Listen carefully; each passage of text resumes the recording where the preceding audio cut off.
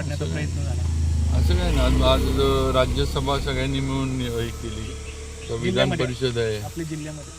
नाही, असं काय नाही. आता आम्हाला तर काय राष्ट्रवादी आणि सेनेचा धोका नाही वाटत. आमचे मित्र पक्ष, त्यांना आमच्याबद्दल अशी का भीती वाटते ते त्यांना विचारलं, वाटत असली तर मला नाही वाटत. आमचे पालकमंत्री एकदम ताकदीचे आहेत, शंभूराजांच्या नेतृत्वाखाली जिल्ह्याचं काम चाललंय आणि आमचा पालकमंत्र्यांवर नक्की विश्वास आहे. मिठी मारली नाही, फक्त मिठी मारू शकतो असं म्हणाला होता. नाही, मी म्हटलं आमची तयारी आहे. त्यांनी म्हणजे थोडं त्यावेळेला जरा अंतरावर ठेवलं. त्या सभेमध्ये त्यांनी जिल्हा परिषदेमध्ये खालच्या पातळीचं राजकारण झाल्याचं आणि त्याला चोख प्रत्युत्तर देणार असल्याचं त्यांनी सांगितलं आणि खरं तर एक इशारा दिला बीजेपीला त्यांनी. नाही, असं काय नाही. आम्ही शेवटी आम्ही सगळे एकत्र काम करतोय आणि मागं पण आम्ही म्हटलं की जे जिल्हा परिषदला झालं हे स्थानिक राजकारण होतं, त्या राज्याच्या याच्यामध्ये किंवा त्याचा विषय नव्हता.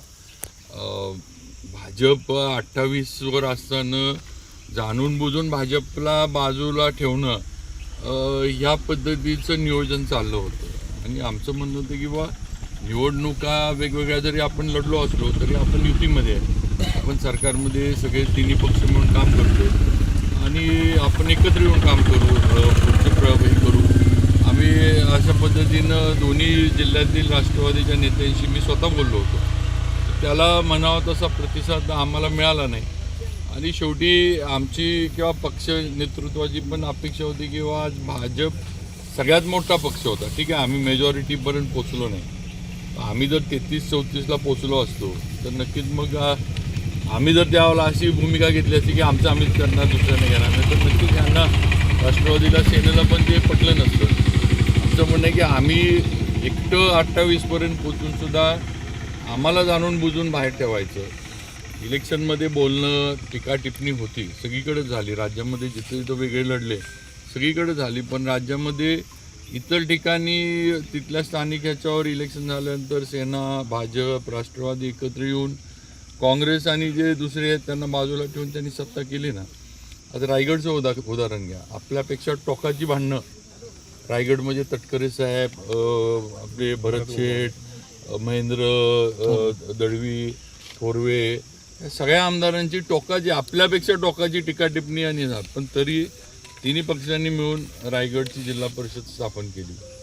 इथं तर आपलं एवढं तर काही टोकाचं झालं नव्हतं. ठीक आहे, टीका टिप्पणी, बोलणं, कुठंतरी एखादं स्टेटमेंट वगैरे झालं असं, पण असं असताना पण येणे आणि शेवटी हा जिल्ह्याचा विषय होता. मग शिंदेसाहेब आमचे नेते आहेत, मुख्यमंत्री म्हणून त्यांच्या नेतृत्वाखाली आम्ही आमदार म्हणून काम केलं आहे. आता तर ते आमचे उपमुख्यमंत्री आहेत आपल्या युतीचे आणि त्यांचं नेतृत्व आपल्याला जिल्ह्याचं नेतृत्व आहे हे पण आम्हाला मान्य आहे. पण हा इथला विषय होता आणि मला वाटतं आता बऱ्यापैकी तो विषय संपलेला आहे. तर काय आता हे होईल किंवा त्याच्यातनं काय पुढे होईल, आता सगळ्यांनी मिळून चांगलं काम करू, एवढाच विषय. महेश शिंदे आणि शिवसेनेमध्ये वाद वाढलेला आहे. महेश शिंदेचा कल भाजपमध्ये येत असलं तर दिसतं. मी नाही आता ते सेनेचा त्यांचा विषय आहे. मला ते महेश शिंदे आणि जिल्ह्यातील सेनेच्या पदाधिकाऱ्यांकडूनच त्याच्यावर माहिती मिळू शकते. पण एकूण त्यांनी तुमच्यासोबत भाजपसोबत आल्यामुळे त्यांची कुठेतरी कोंडी आता शिवसेनेकडनं केली जाते. जयकुमार गोरेंनी मात्र त्यांना म्हणाले की बाबा आम्ही त्यांना जी काय पाहिजे ती साथ देऊ.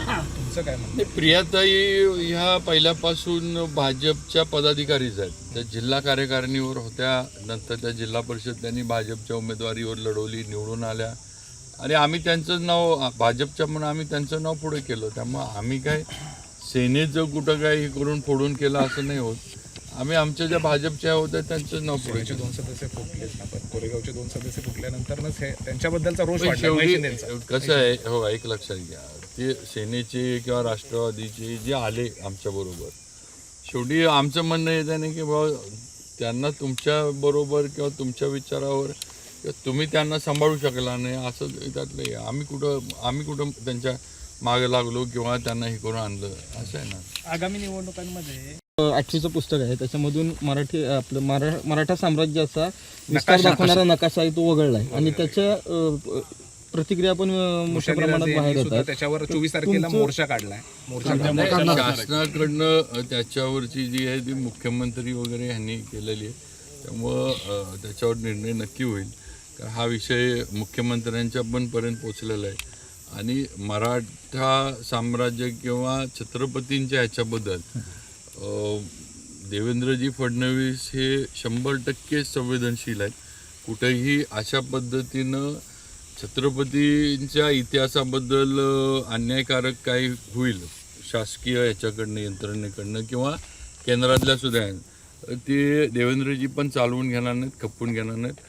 त्याच्यामध्ये योग्य निर्णय नक्की होईल. IT पार्क शिवसेनेनं आणला असं काल IT पार्क असेल, फलटणची MIDC आता नवीन होते, नवीन महाबळेश्वर असेल, मुनावळ्याचा प्रकल्प असेल, हे सगळे एकनाथ शिंदेमुळेच प्रकल्प आलेले आहेत असं उदय सामंत म्हणतात. नाही, उदय सामंत यांनी तसं सांगितलं की शंभूराज देसाई तुम्ही सांगितल्याप्रमाणे IT पार्क सातारचं होते म्हणून. नाही चालन आता शेवटी आमचे सहकारी मंत्री आहेत ते आता स्टेजवर आल्यावर त्यांना तेवढं तर बोललंच पाहिजे.